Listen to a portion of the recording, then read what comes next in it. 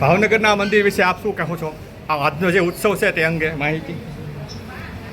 Shri શિવવિયા trust Bhagwaneshwar Mahadev અને શ્રી જગન્નાથજીના દેવસ્થાન ખાતે આવનારી 41મી ભગવાન જગન્નાથજી, માતા સુભદ્રાજી અને બળભદ્ર દેવજીની યાત્રા અહીંયાથી પરંપરાગત રીતે પ્રસ્થાન થવાની છે. તેના પહેલાં આજના દિવસે ભગવાન અન્નવાસર એટલે કે વિશ્રામના સમયને પૂર્ણ કરી અને આજે અત્રે પધાર્યા છે, નિજ મંદિરમાં બિરાજમાન થયા છે.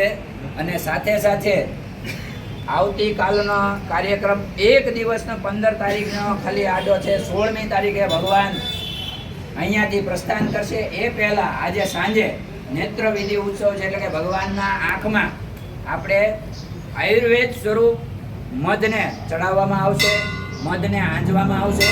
ભગવાનને નેત્ર વિધિ એટલે કે પાટા એને બાંધી દેવામાં આવશે આંખ ઉપર.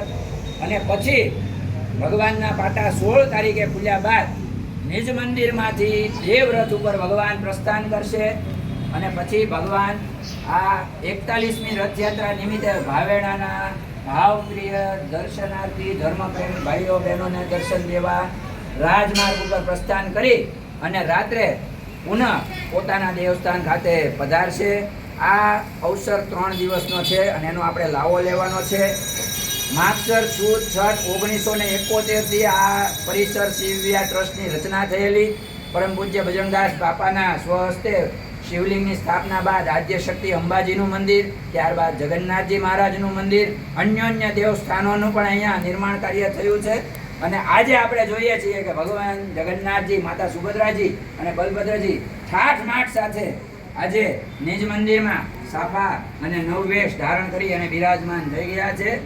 આપ સૌના ધર્મના સહકાર સાથે આપણે અવિરત આ જ રીતે કાર્ય કરતા રહીશું. અને હું શિવવિયા ટ્રસ્ટના અધ્યક્ષ હરપાલસિંહ ભરતસિંહ રાણા આજે આ ઉત્સવમાં આજની તારીખથી લઈ અને 16 તારીખની અષાઢી બીજ સુધી આપણે આ ઉત્સવની અંદર સાથે જોડાશું. અને હેરા પંચમીના ઉત્સવે દરેક દર્શનાર્થીઓને હું જાહેર આમંત્રણ આપું છું કે માતા લક્ષ્મી અને ભગવાન જગન્નાથજીની માટે થઈ અને હેરા પંચમીનો જે ઉત્સવ છે કે જ્યારે હાંડીની અંદર ભગવાનને અને માતાજીને બંનેને અહીંયાથી મિષ્ટાન ભોગ એટલે કે રસગુલ્લાનો ભોગ ધરવામાં આવે, એના ઉત્સવમાં પણ આપણે આ જ રીતે ઉમંગથી પાછા જોડાવાનું છે. જય જગન્નાથ.